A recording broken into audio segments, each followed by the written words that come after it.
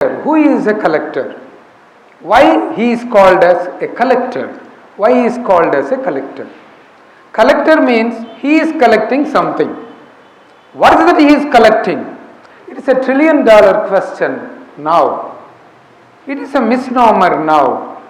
But way back in 1772, he is called as collector because he is the person who collects the land revenue at that time.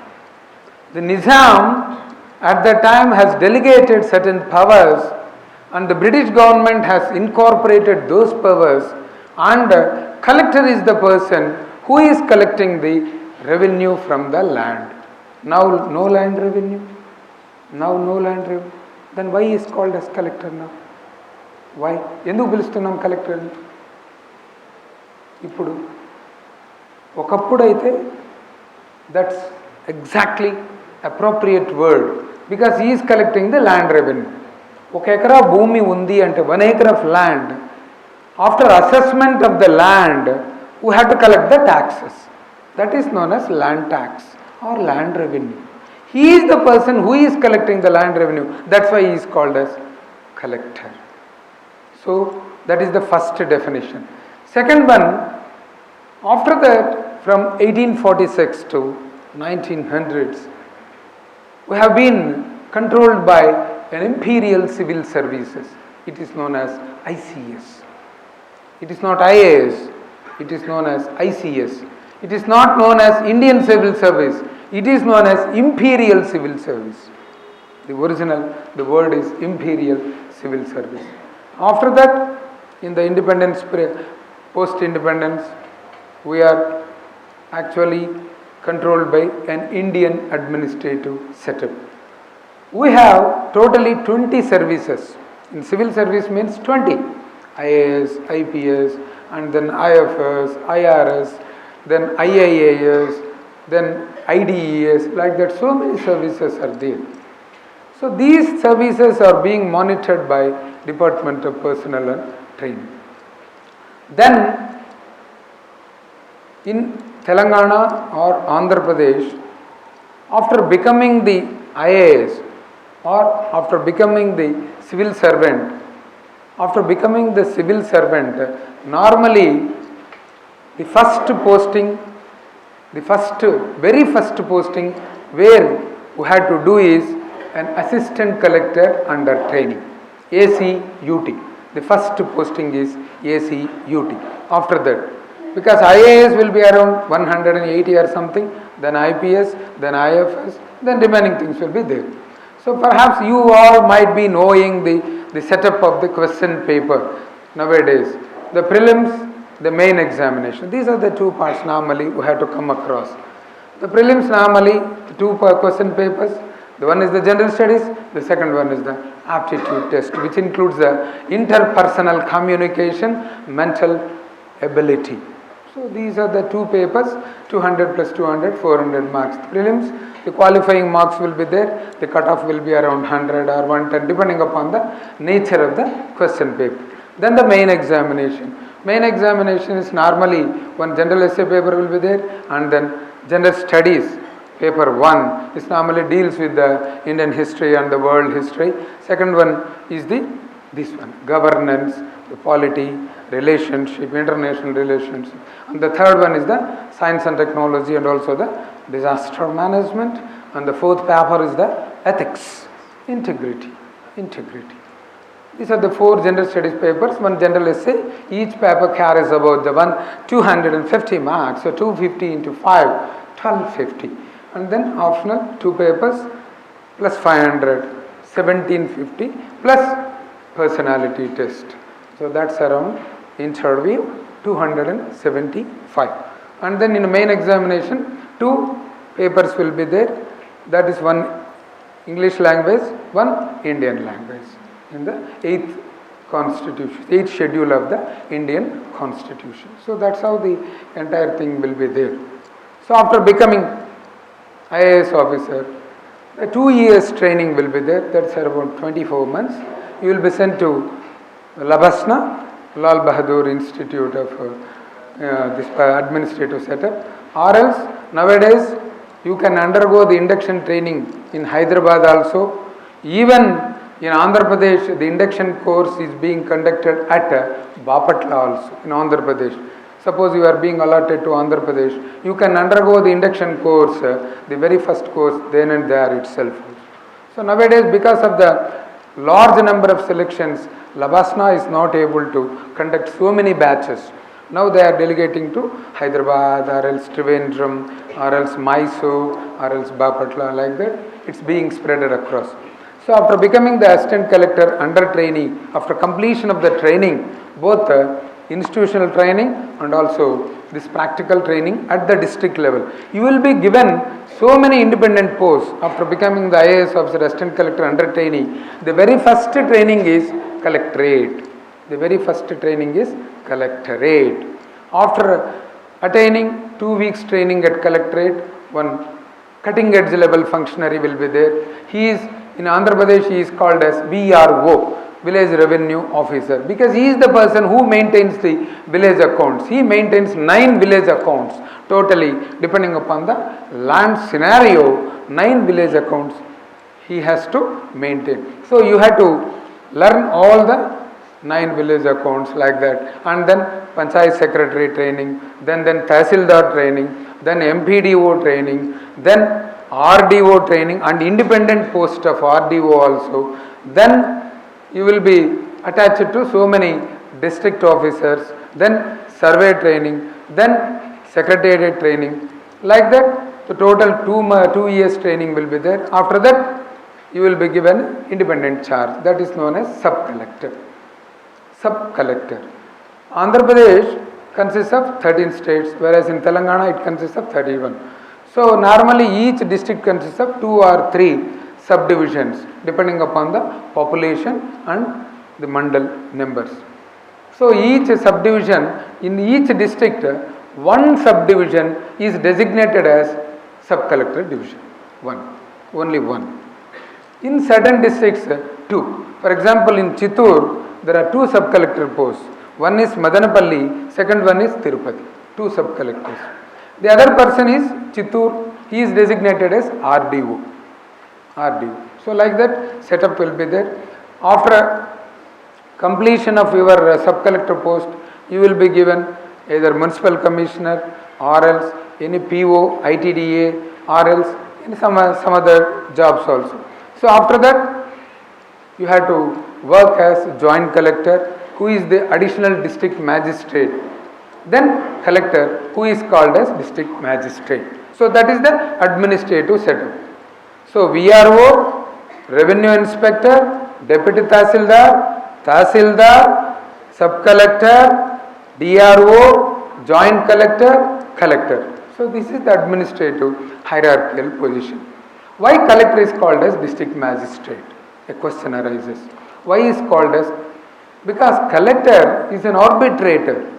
He is an adjudicator. He is a coordinator. He controls the entire administrative setup.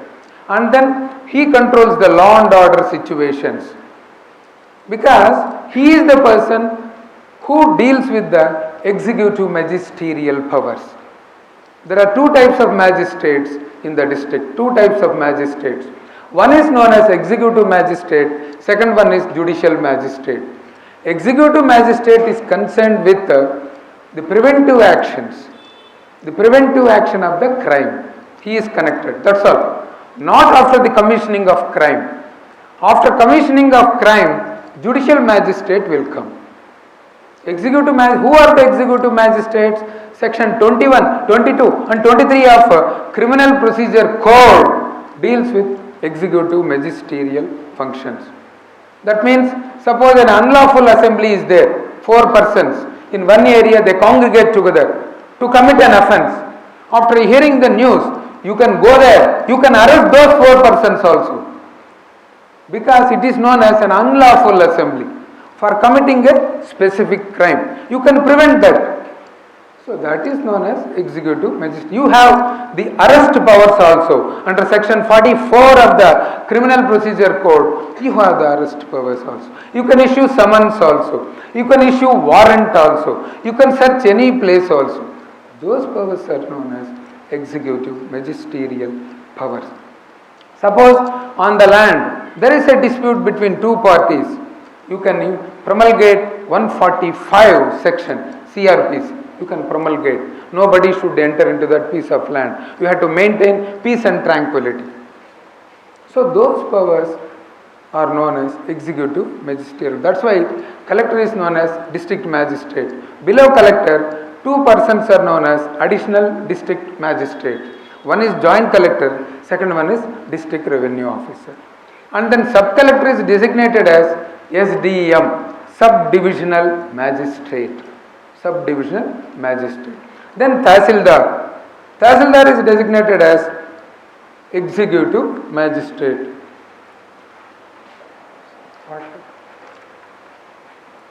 Tahsildar is designated as executive magistrate.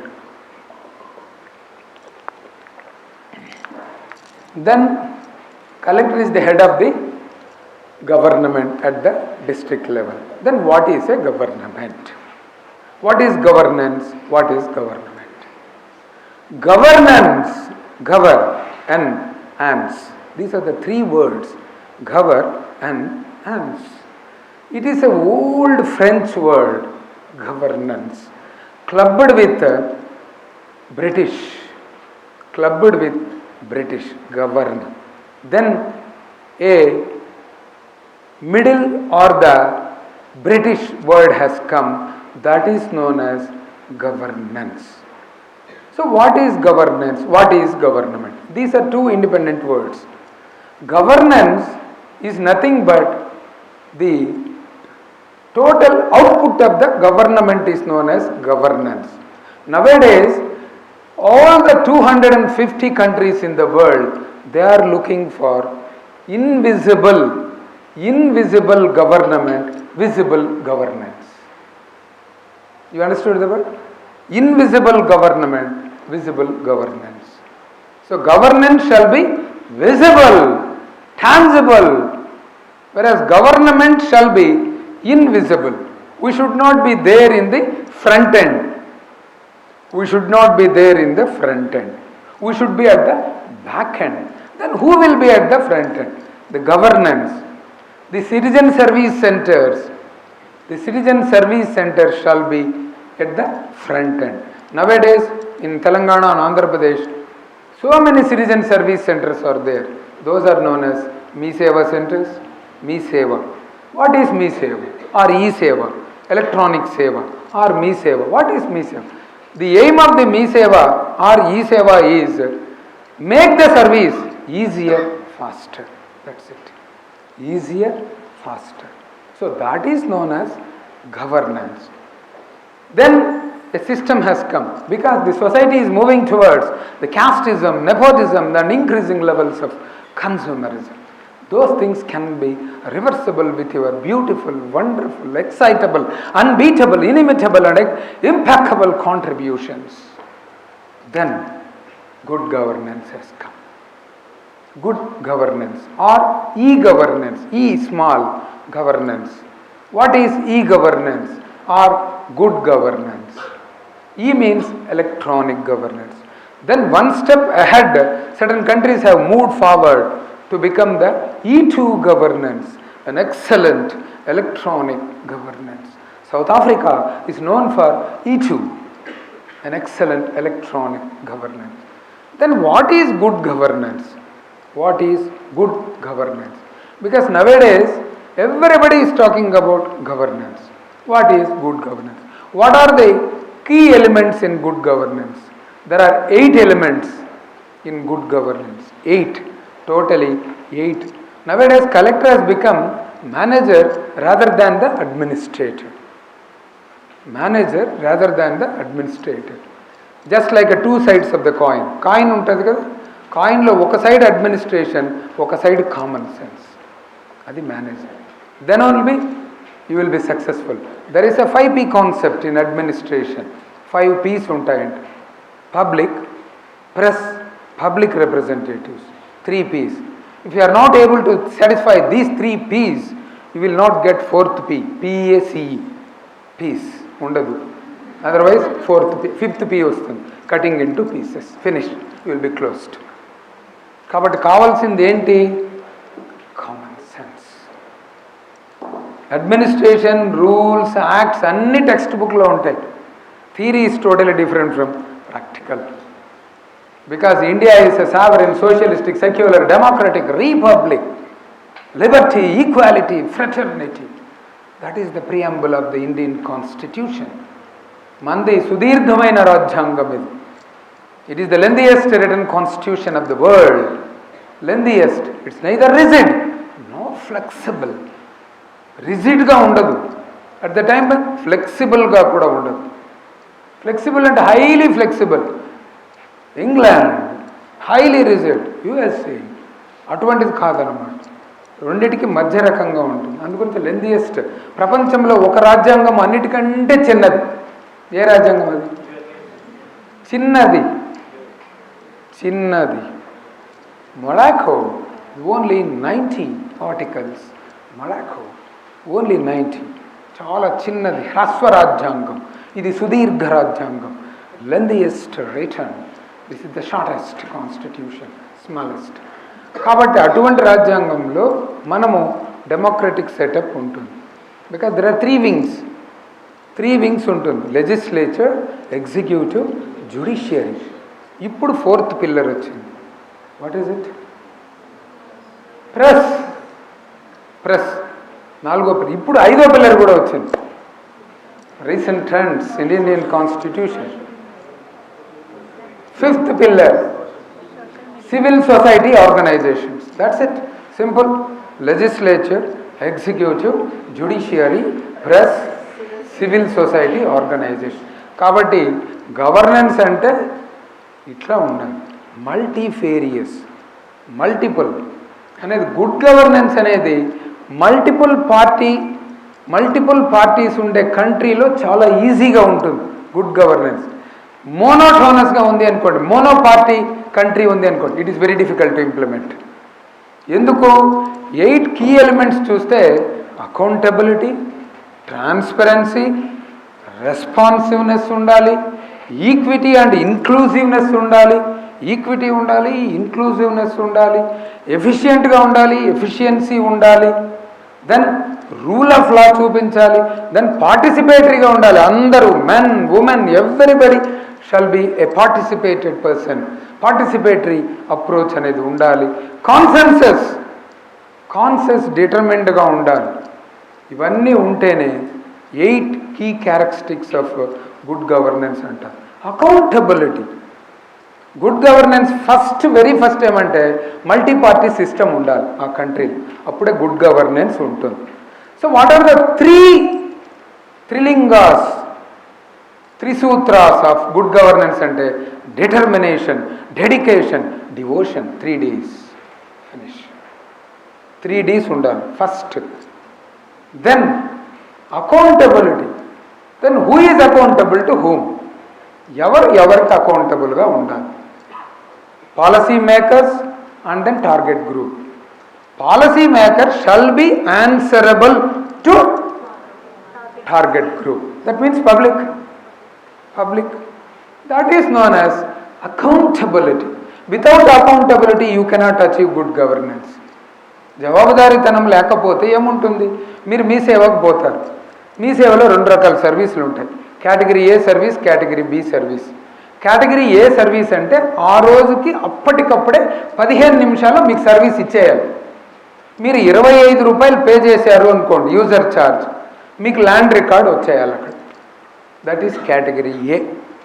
Category B service 7 రోజుల్లో service ఇవ్వచ్చు, 14 రోజుల్లో service ఇవ్వచ్చు, 30 రోజుల్లో service ఇవ్వాలి. అంటే మీ accountability, జవాబుదారీతనం.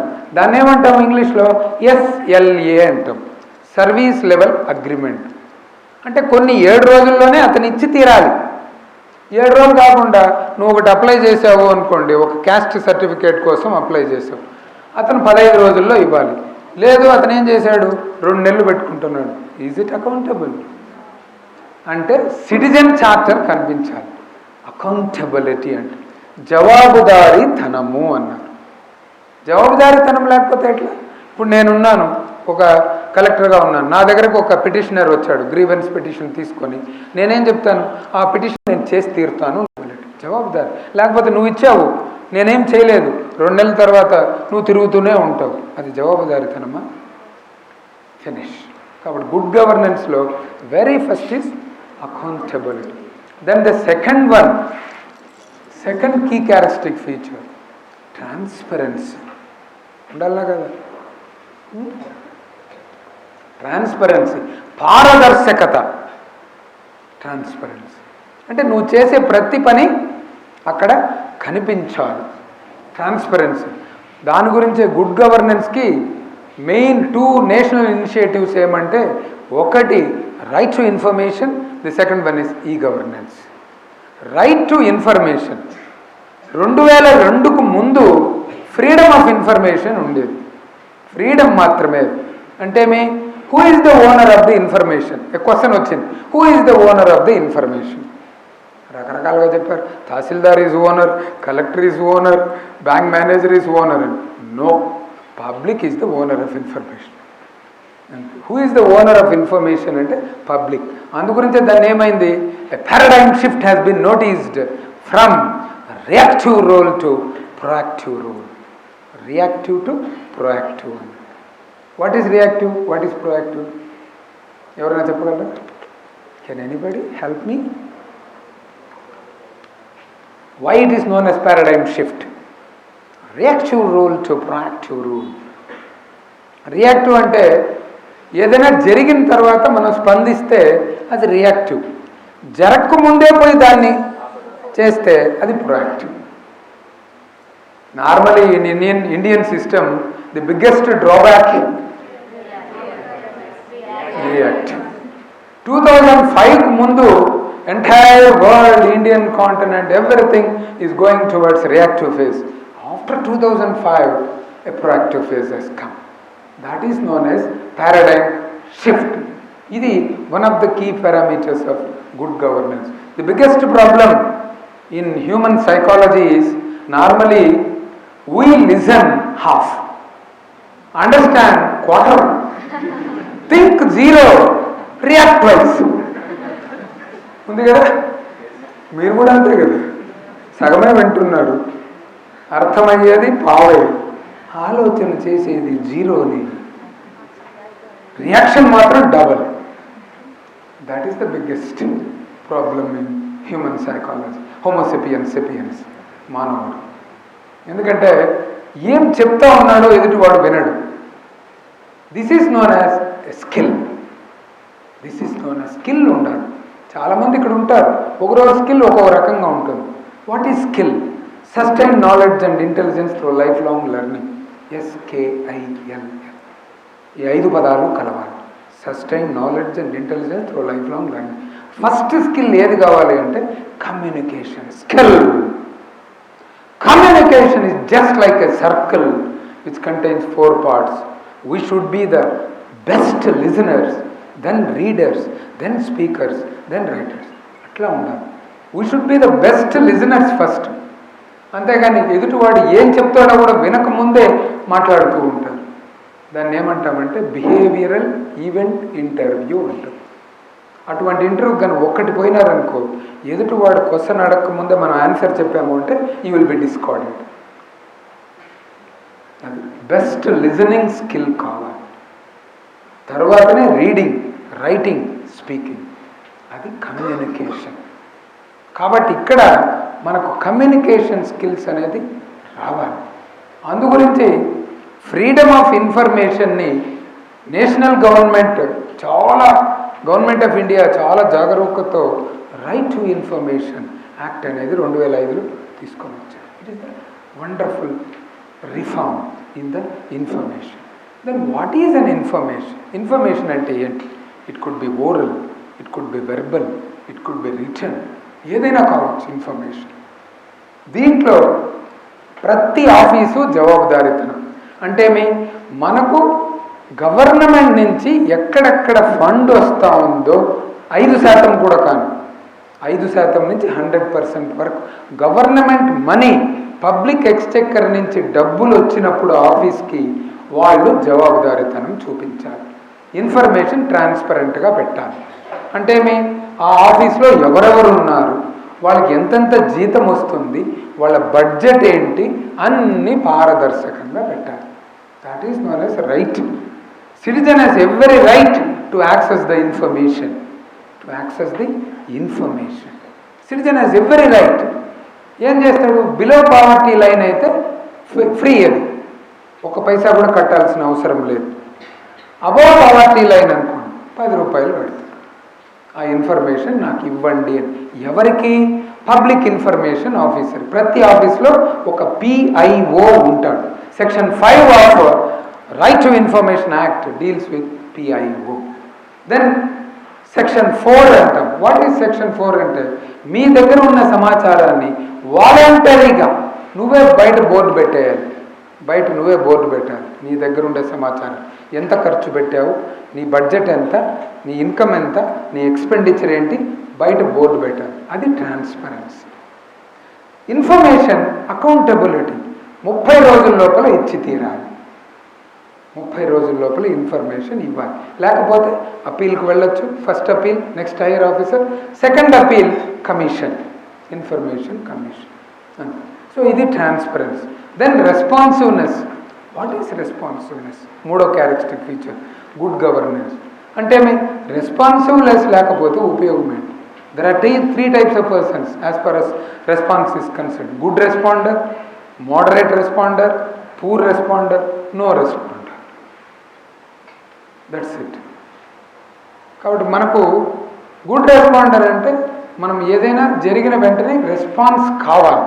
అతను ఏదైనా కావాలి.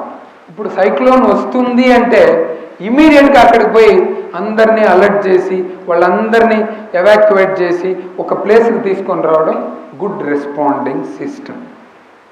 పూర్ రెస్పాండర్స్ ఉంటారు, అలర్ట్ వచ్చినా రెస్పాండ్ కారు. ఆర్ నిల్ రెస్పాండింగ్ సిస్టమ్, అసలు ఏం పట్టించుకోరు. Inaction is a crime. Wrong యాక్షనే కాదు, inaction also is a crime. ఊరికే ఉంటే ఉపయోగం లేదు. అందుగురించి అంటాం, వీలైతే పరిగెత్తు, లేకపోతే నడు, అది కాకపోతే ప్రాపు, అంతేగాని ఒక చోట కూర్చోకు అన్న. That's it. కాబట్టి యాక్షన్ అనేది కనిపించాలి. అది రెస్పాన్సివ్నెస్. లేకపోతే ఉపయోగం ఏంటి? ఏదైనా ఒకటి అలర్ట్ వచ్చింది, ఏదైనా ఒకటి డ్రౌట్ వచ్చింది, సైక్లోన్ వచ్చింది, లేదు ఒక లా అండ్ ఆర్డర్ వచ్చింది, ఒక ఫైర్ యాక్సిడెంట్ జరిగింది, ఏదో ఒక రెస్పాన్స్ ఉండాలి. రెస్పాన్స్ లేకపోతే దెన్ ఈక్విటీ అండ్ ఇంక్లూజివ్నెస్. ఎందుకు ఈక్విటీ అన్నా? What is equity? All are equal before the eyes of law. All are equal. ఎవరైనా కానీ, ఇండియన్ కంట్రీ ఉంది అనుకోండి, హిందూసే ఉన్నారు, ముస్లిమ్స్, తర్వాత క్రిస్టియన్స్, జొరాస్టర్స్, సిక్స్, జైన్స్, ఇంతమంది ఉన్నారు. అందరూ సమానం. All are equal before the eyes of law. అంతేగాని వల్నరబుల్ ఒక రకంగా, స్ట్రాంగ్ ఒక రకంగా ఉండకూడదు.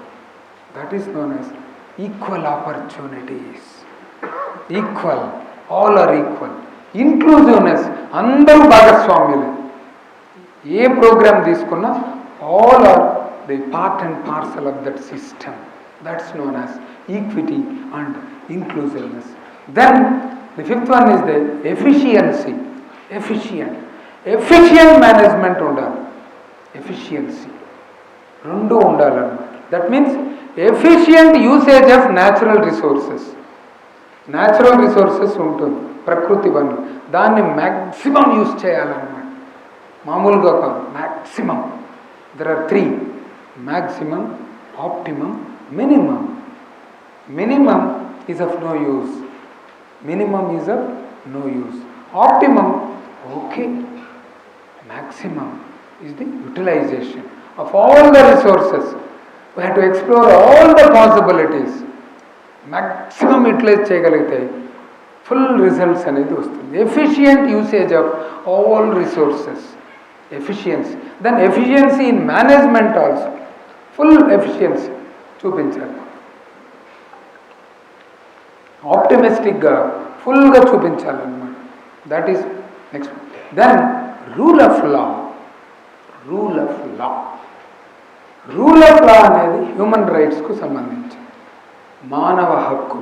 హ్యూమన్ రైట్స్లో మనకు టోటల్ ఇంటర్నేషనల్ మ్యాగ్నా కార్టా 1948లో all UN general assembly has passed this international Magna Carta. దాంట్లో 30 ఆర్టికల్స్ ఉంటాయి. 30 ఆర్టికల్స్ ఇన్ 4 చాప్టర్స్లో ఉంటాయి. Total 4 chapters 30 articles. అంటే సివిల్ రైట్స్ ఉండొచ్చు, పొలిటికల్ రైట్స్ ఉంటాయి కదా. ఇప్పుడు చాలామంది చూస్తూ ఉంటాం, పంచాయతీలో చూస్తే 1/3 విమెన్కి ఇవ్వాలి, ఎస్సీలు ఇంత పర్సంటేజ్ ఉండాలి, ఎస్టీలు ఇంత పర్సంటేజ్ ఉండాలి. That's right, social right, political right. Civil rights అంటే మనం ప్రతి నెల 30వ తారీఖు every month 30th is designated as civil rights day, పౌర హక్కుల దినోత్సవం. Every 30th of the month. ఎందుకు? వాళ్ళ సివిల్ మానవ హక్కులు వాళ్ళు కాపాడుకోవాలి, సివిల్ రైట్స్ని ప్రొటెక్ట్ చేసుకోవాలి. Then economic rights, cultural rights, ఇట్లా మొత్తం 30 ఆర్టికల్స్లో ఈ హ్యూమన్ రైట్స్ అనేది ఉంటుంది. దాంట్లో నుంచి వచ్చిందే మనకు ఈరోజు నేషనల్ ఎస్సీ కమిషన్. ఎస్సీలకు అందరికీ ఒక కమిషన్ ఉంటుంది, national SC commission, national ST commission, national child commission, national women commission, national backward class commission, national commission for differently disabled persons. అట్లా వీళ్ళందరూ వల్నరబుల్ అని అర్థం. వల్నరబుల్ అయినా రూల్ ఆఫ్ లాలో ఆల్ ఆర్ ఈక్వల్. అందుగురించే వాళ్ళకి స్పెషల్ ప్రొటెక్షన్ ఇచ్చారు.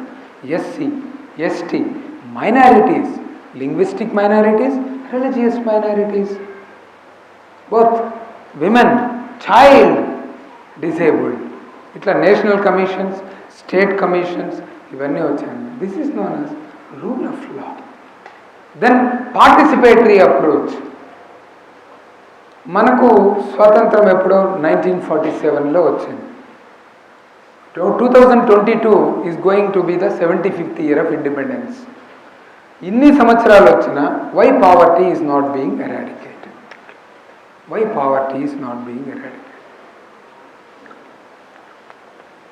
ఎందుకు పేదరికం నుంచి బయట రాలేదు?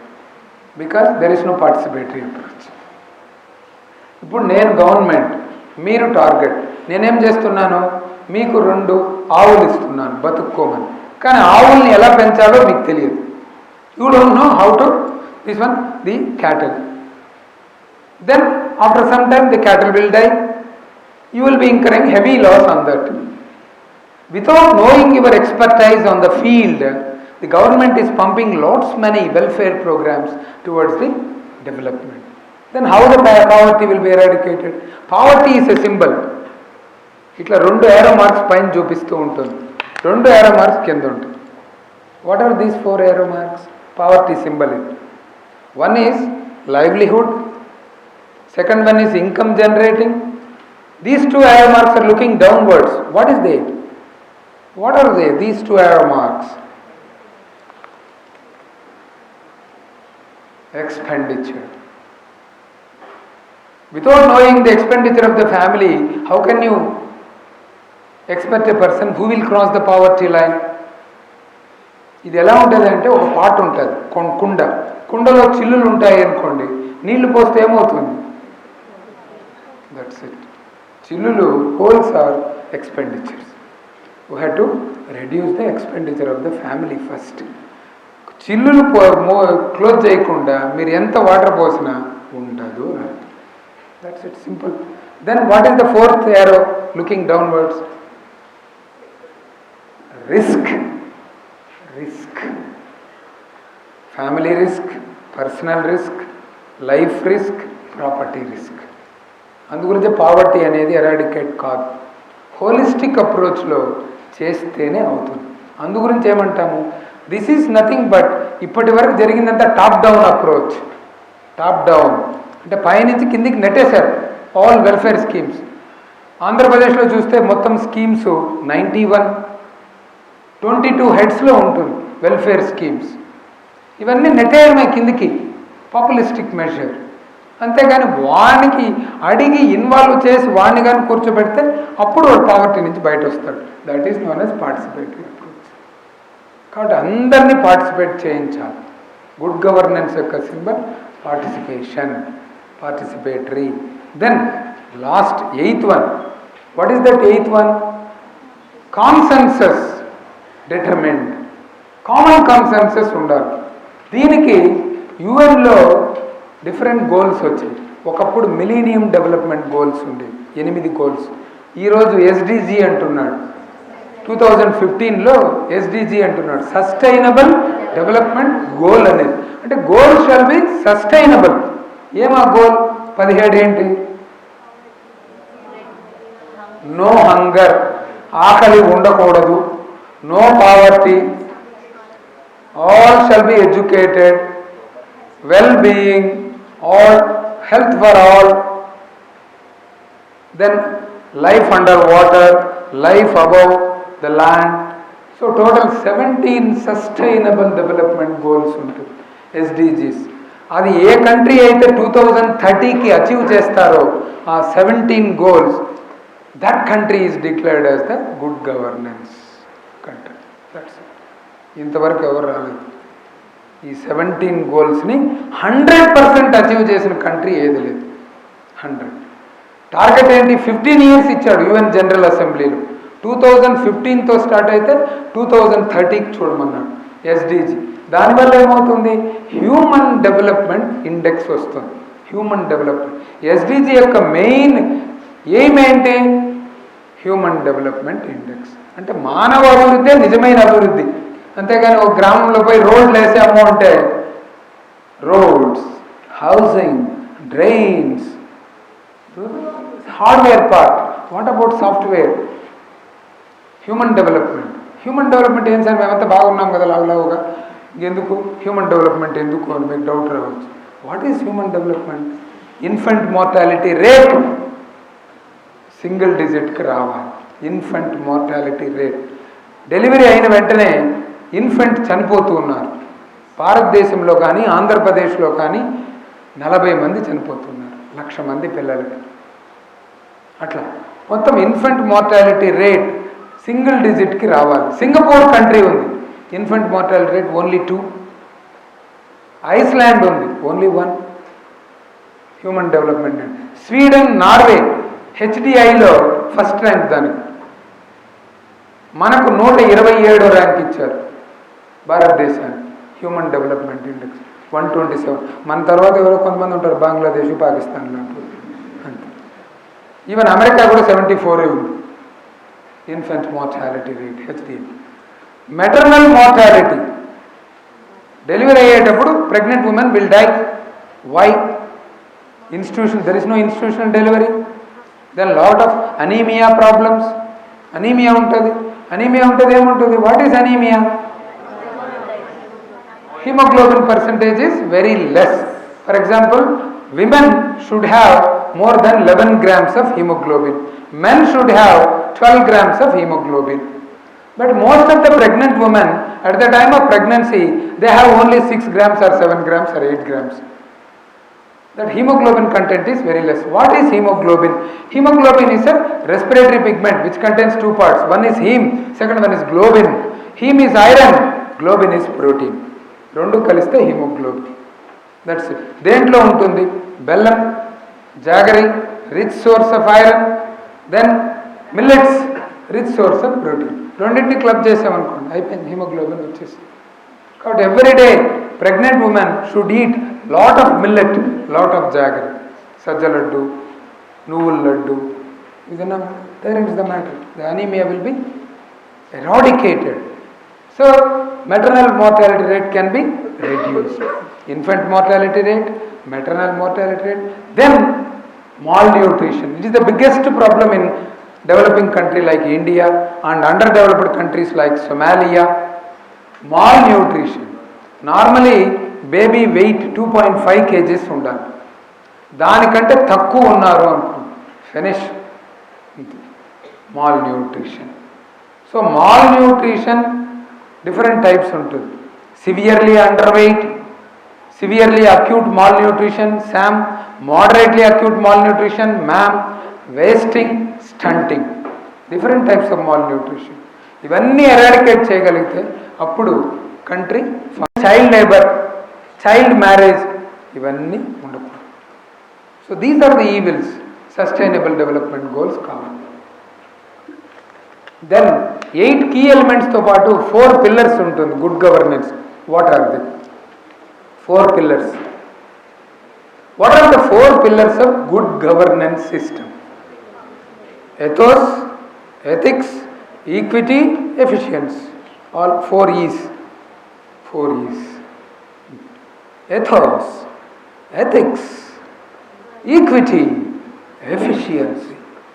Ethos, a set of ideas which are concerned with the group of people. Ethos. కాబట్టి ఒక సెట్ ఆఫ్ ఐడియాస్ ఉండాలి, ఆ గ్రూప్కి టార్గెట్ చేయాలి, ఆ సెట్ ఆఫ్ ఐడియాస్ వల్ల ఆ గ్రూప్ బాగుపడాలి. That is the first pillar of the good governance. Then ethics, equality, integrity, honesty. Ethics ఉండాలి. మీరు డబ్బులు ఎంతైనా సంపాదించవచ్చు. Morality is the beautiful one. Money comes and goes, morality comes and grows. So that is the difference. Spelling mistake. Goes and grows. So morality has to be improved. Ethics, ethical people చాలామంది ఉంటారు. వాళ్ళ దగ్గర నుంచి ఆ cream తీసుకోవాలి. వాళ్ళ following ప్రిన్సిపల్స్ని మనం అడాప్ట్ చేయాలి. స్వామి వివేకానంద మందలో ఒక్కడిగా ఉండకు, వందలో ఒక్కడిగా ఉండు. Where there is will there is a way. అది హానెస్టీ, ఇంటెగ్రిటీ, ఎథిక్స్ అన్నమాట. Equity, all are equal. Men, women, third gender, OC, BC, SC, ST, religious minority, linguistic minority, disabled, ఎవరైనా తీసుకో, all are equal. That is the third pillar, equity. Then efficiency, efficient management ఉండాలి. Any resource maximum యూస్కి పోవాలి. That is we have to explore all the possibilities. Suppose a problem has come, we have to explore all the possibilities. Option 1, option 2, option 3, option 4. So that is the aim. What is aim? Aim is a wonderful 3-letter word in English. AIM, ambition in mind. That's it. Ambition in mind. కాబట్టి ఆ efficient management ఎయిమ్తోనే start అవుతుంది. ఇది 4 pillars. దీనికి viaduct అనే ఒక concept తెచ్చారు good governance. Viaduct అంటే irrigation సిస్టంలో వస్తుంది. పైప్ లైన్లో వాటర్ పోయేటప్పుడు కెనాల్లో నుంచి సైడ్ లైన్లో తీసుకుపోతే ఎఫిషియన్సీ మెకానిజం చూడొచ్చు అంటాడు. What is viaduct?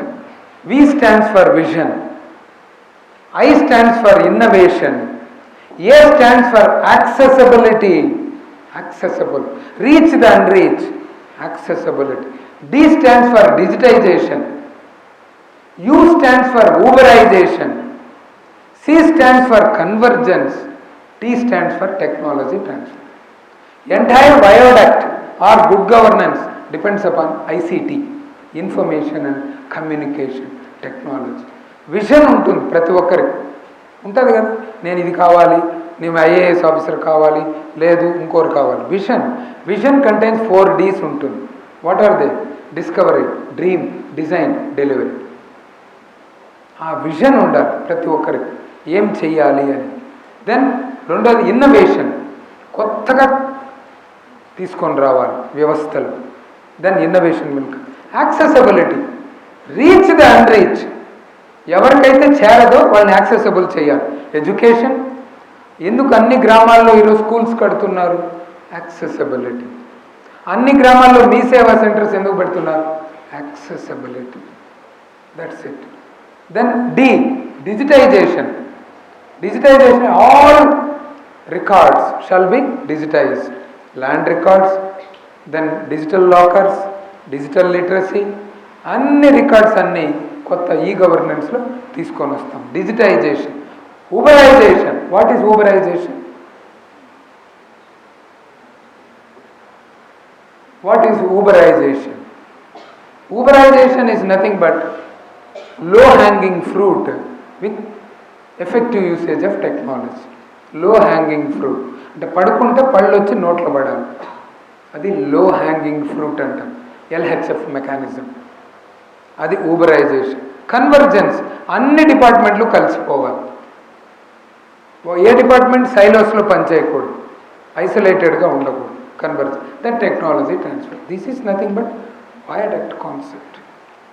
సో వయాడక్ట్ని తీసుకొని రావాలి. There are total 4 types of governments. 4 types of governments. One is G2C, second one is G2G, third one is G2B, fourth one is G2E. 4 types. What is G2C? Government to citizen. First type of government. Government to citizen.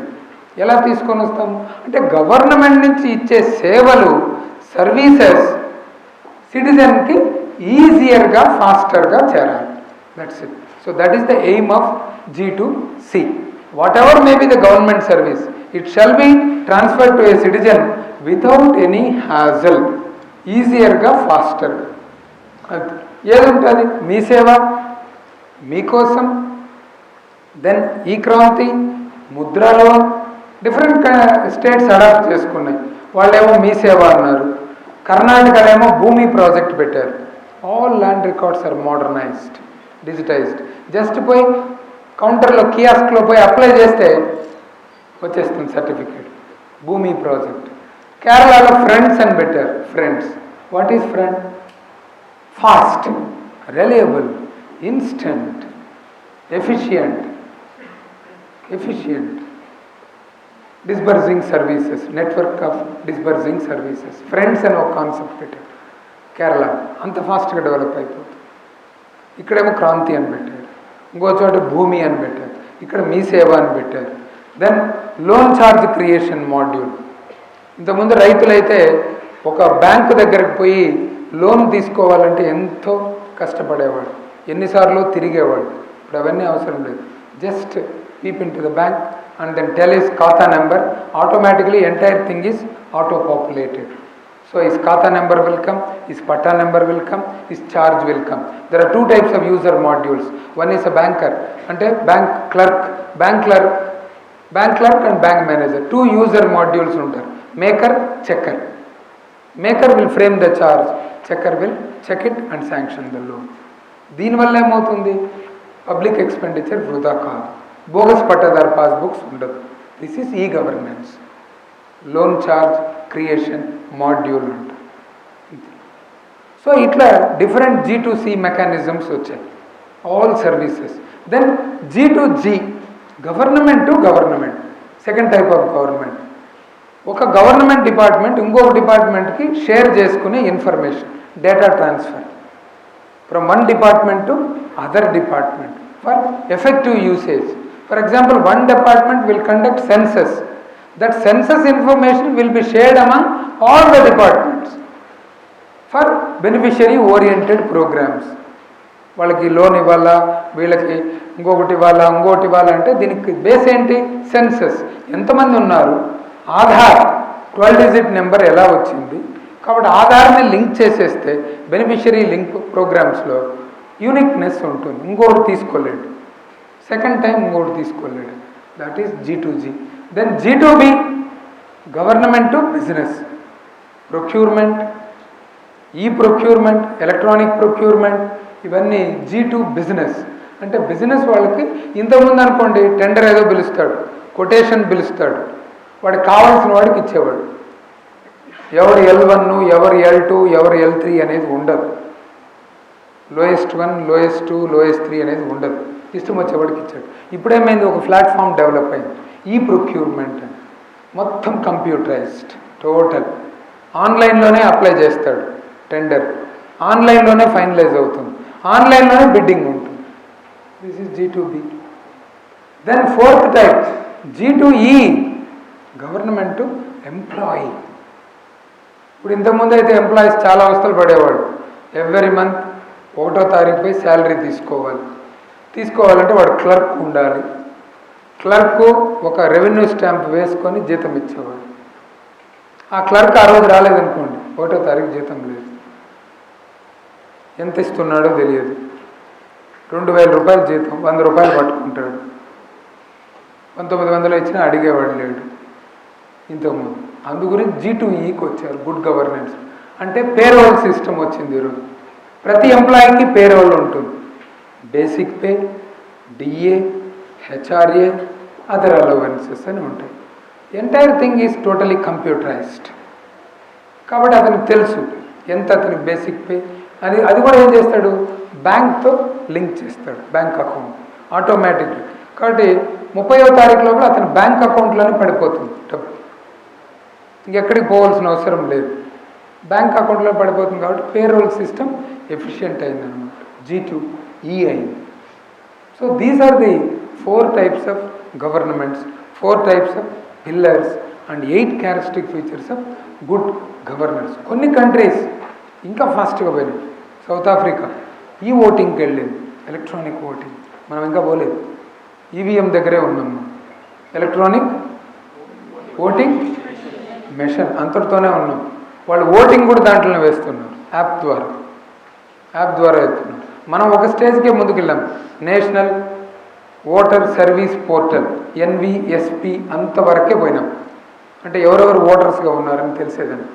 కానీ వాళ్ళు ఏం చేశారు, even voting అప్పుడు కూడా app ద్వారా వేసేస్తారు ఇంట్లో కూర్చొని. Entire thing is full proof. ఎవడు దొంగోడు రాడు, దొంగోటు వేయడానికి రాడు. ఇప్పుడు దొంగోటు అయితే ఇంతకుముందు అయితే ఎక్కువ మంది వేసేవాళ్ళు, ఇంపర్సనేషన్ వేసేవాళ్ళు కదా. అప్పుడేం చేసేవాళ్ళు, వాడిని తీసిపోయి బుక్ చేసేవాడు. దేనికి, 171C ఇండియన్ పీనల్ కోడ్లో బుక్ చేసేవాడు, ఇంపర్సనేషన్, దొంగ ఓటు వేస్తే. కానీ ఈరోజు అలాగే లేదు. ఎలక్ట్రానిక్ ఓటింగ్ మిషన్ వచ్చిన తర్వాత ఎవరి ఓటు వాళ్ళే వేస్తున్నారు. ఒక స్టేజ్ ముందుకు వచ్చాం. బట్ కొన్ని కంట్రీస్ ఎలక్ట్రానిక్ ఓటింగ్ కూడా వెళ్ళిపోయింది. ఇప్పుడు మనం ఏం చేయగలము, పోలింగ్ బూత్కే వెళ్ళాలి, క్యూలో నిలబడాలి, పోలింగ్ బూత్కి వెళ్ళాలి, మనకు ఓటర్ ID కార్డ్ తీసుకొని పోవాలి. అది మ్యాచ్ అయితేనే ఓటు ఇస్తారు. పోయి ప్రెస్ చేస్తాం, బ్యాలెటింగ్ యూనిట్, కంట్రోల్ యూనిట్, మధ్యలో VVPAT ఉంటుంది. ఎవరినో ఓటేశారు మీరు ఈసారి? వేసారా? ఎన్ని యూనిట్స్ ఉంటుంది? బ్యాలెటింగ్ యూనిట్, కంట్రోల్ యూనిట్, మూడోది VVPAT. కంట్రోల్ యూనిట్ ఆఫీసర్ దగ్గర ఉంటుంది, అతను నొక్కితేనే రిలీజ్ అవుతుంది. మీరు పోయి ఓటేస్తారు. బ్యాలెటింగ్ యూనిట్లో సౌండ్ వస్తుంది, సౌండ్ వచ్చి VVPAT ఉంటుంది. VVPAT అంటే ఏంటి? Voter verifiable paper audit trial. దాంట్లో ఒక స్లిప్ అపీర్ అవుతుంది. ఇది గుడ్ గవర్నెన్స్. అంతే, స్లిప్ అపీర్ అయితే మనము ఏ గుర్తుకేసామో ఆ గుర్తు అక్కడ కనిపిస్తుంది. 7 సెకండ్లు ఉంటుంది, మళ్ళీ డ్రాప్ అయిపోతుంది.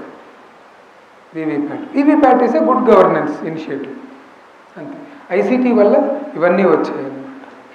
కాబట్టి ఇట్లా E2 గవర్నెన్స్ కూడా కొన్ని కంట్రీస్ వెళ్ళాయన్నమాట. కాబట్టి మనము కలెక్టర్గా అయినప్పుడు మీ ఎక్స్పీరియన్సెస్ చాలా important. What is an experience? Experience speaks the experiences of the experienced. So that is the definition of experience. So we must be educated. What is education? Education is nothing but a manifestation of perfection which is already inside the human being. కాబట్టి ఇట్లా మనము ICT mechanism ద్వారా maximum పెట్టేసి real time governance తెచ్చాం.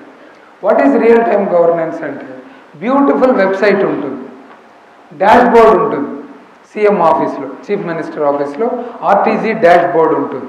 అక్కడ ఈరోజు ఎవరికైనా vote హక్కు కల్పిస్తే అక్కడ నెంబర్ మారుతుంది, సెకండ్కి నెంబర్ మారుతుంది. Dynamic dash board RTG, real time. ఇంతమంది ఈరోజు ఓటు హక్కు ఎన్రోల్ అయినారు, అక్కడ అంతమంది పేర్లు వచ్చేస్తాయి. ఆ విలేజ్లో, ఆ మండల్లో, ఆ డిస్ట్రిక్ట్లో ఇంతమంది ఎన్రోల్ అయింది. This is dynamic dashboard. Then మేము TTDలో కూడా పెట్టాలనుకున్నాం. ఈరోజు ఇప్పటికీ 6:40 ఎంతమంది దర్శనం చేసుకున్నారు అంతమంది పేరు finish. This is real time governance. ఎంత హుండియల్ కలెక్షన్ అయింది అప్పటి వరకు, రియల్ టైమ్ గవర్నెన్స్ అయిపోయింది. ఎంతమంది బెనిఫిషరీస్కి లోన్లు ఇచ్చారు? ముద్రా లోన్ ఉంది, 10 లక్షల వరకు తీసుకోవచ్చు. 50,000 నుంచి 10 లక్షల వరకు ముద్రా లోన్ తీసుకోవచ్చు. కాబట్టి ఈ ముద్రా లోన్లో ఎవరెవరు తీసుకున్నారు, ఎంతమంది తీసుకున్నారు, ఈ క్షణానికి డైనమిక్ డాష్ బోర్డ్ వస్తుంది, రియల్ టైం. సేమ్ ఆర్టీజీలో IVRS టెక్నాలజీ పెట్టారు, ఇంటరాక్టివ్ వాయిస్ రెస్పాన్స్ సిస్టమ్. అంటే నీకు సకాలంలో అందుతూ ఉందా, పెన్షన్ వస్తూ ఉంది అనుకోండి, ఒక అతనికి పెన్షన్ వస్తూ ఉంది, ఎవ్రీ మంత్ అతనికి 1000 రూపాయలు 2000 రూపాయలు వస్తూ ఉందా లేదా అని అతనికి ఫోన్ చేస్తారు ఆర్టీజీ నుంచి, కాల్ సెంటర్ నుంచి. అతన్ని అడుగుతారు, అందిందా? ఎస్ అందింది. నీ దగ్గర ఏమైనా డబ్బులు తీసుకున్నారా? లేదు. కరెక్ట్గా ఇచ్చారా? 1వ తారీఖు ఇచ్చారు. IVRS real time governance. Ration card pass పెట్టారు, 2 స్టేట్స్లో ఉన్నాయి, ఛత్తీస్గఢ్లో కూడా ఉంది, ఎలక్ట్రానిక్ పాయింట్ ఆఫ్ సేల్ అని. దీనికి ఏమంటే GPRSలో రొటేట్ అవుతుంది.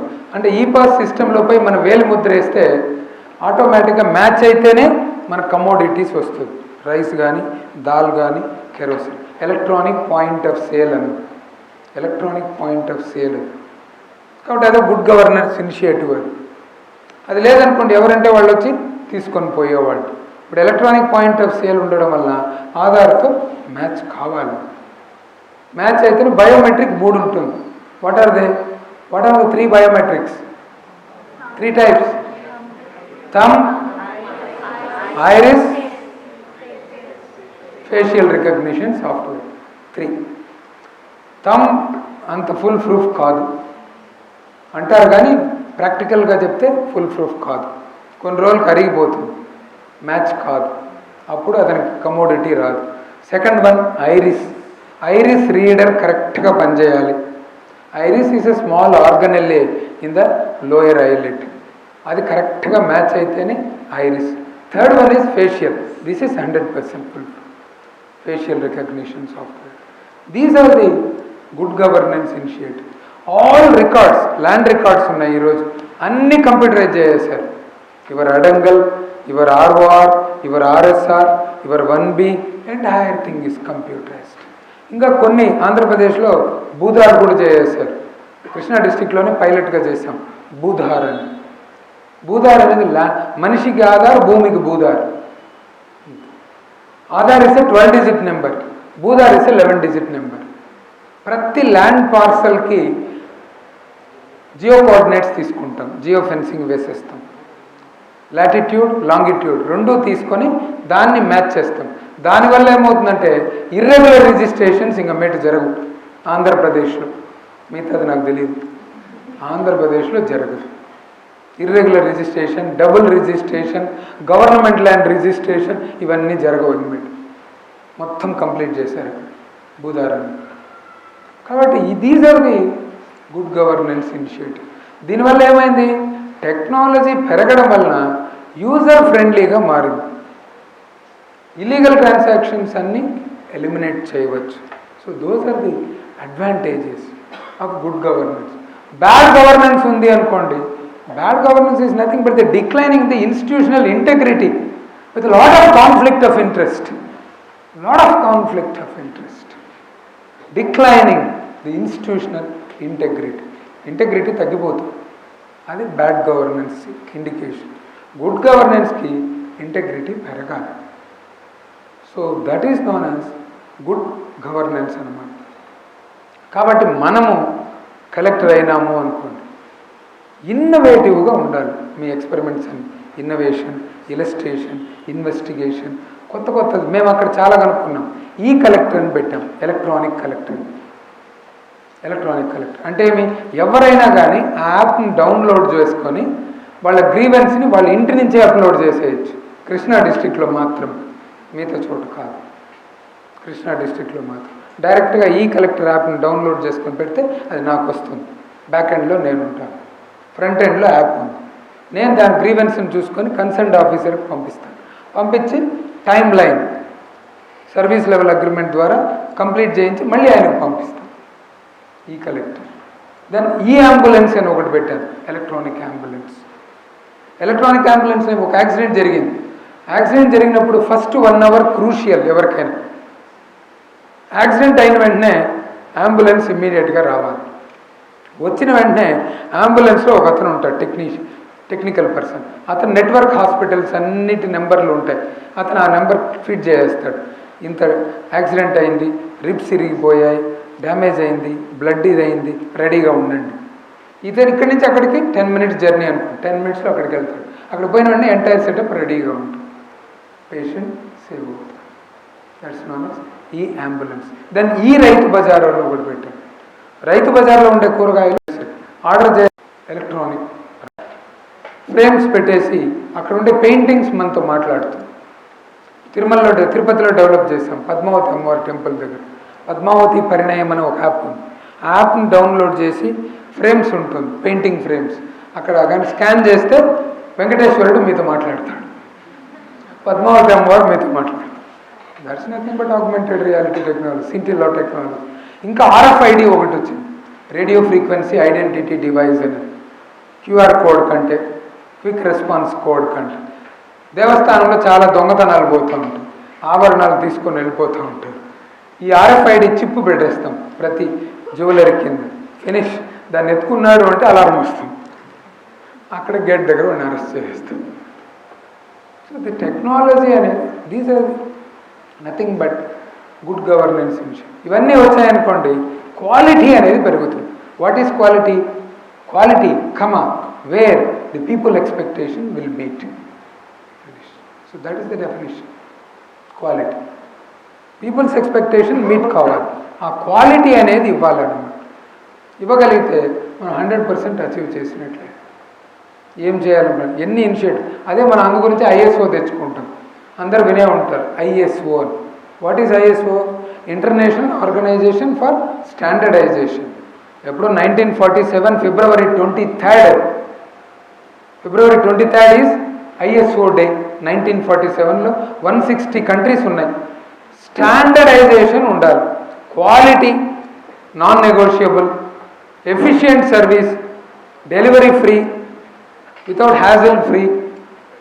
అంత క్వాలిటీ ఉంటే ISO వస్తుంది. ప్రతిదానికి ఒక డే ఉంటుందిలే. గుడ్ గవర్నెన్స్ డే ఎప్పుడు?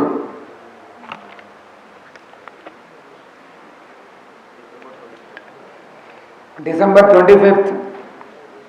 ఎందుకంటే అటల్ బిహారీ వాజ్పేయి ఆ రోజు పుట్టాడు కాబట్టి ఆయన గుర్తుగా వచ్చిన గవర్నమెంట్ గుడ్ గవర్నెన్స్ డే అన్నారు. అట్లా ఒక్కో రోజు డే ఉంటుంది. సో ఇట్లా సో మెనీ టెక్నాలజికల్ ఇనిషియేటివ్స్ తీసుకున్నాము అంటే మాత్రం ఛాలెంజింగ్గా వెళ్ళిపోవచ్చు. మొత్తం management, these are all known as managerial practices. So collector should be a best manager rather than the administrator. Administrator కంటే మేనేజరియల్ స్కిల్స్ ఉండాలి, కామన్ సెన్స్ ఉండాలి, లౌకికంగా ఉండాలి. అంతేగాని మూర్ఖత్వంతో పోతే finish, law and order problem వచ్చేస్తుంది. చాలా జాగ్రత్తగా అసెస్మెంట్ బాగా ఉండాలి, ఆప్టిమిస్టిక్గా ఉండాలి. ఏ కలెక్టర్ అయినా హైలీ ఆప్టిమిస్టిక్, పెసిమిస్టిక్గా ఉండకూడదు. Optimist is opportunity in every difficulty, pessimist is difficulty in every opportunity. So that is the thin line of distinction ఉండాలి. సో ఏది కానీ the day starts with expectation, the day should end with satisfaction. In between these two, expectation and satisfaction, 86,400 seconds per day. అంత ఇండస్ట్రియస్గా కానీ ఉండగలిగితే, క్యాల్కులేటెడ్గా ఏదైనా సాధించేసి, nothing is impossible in the world. Then you can do wonders. Human being అనేది ఇదేం కాదు, that is not a great thing.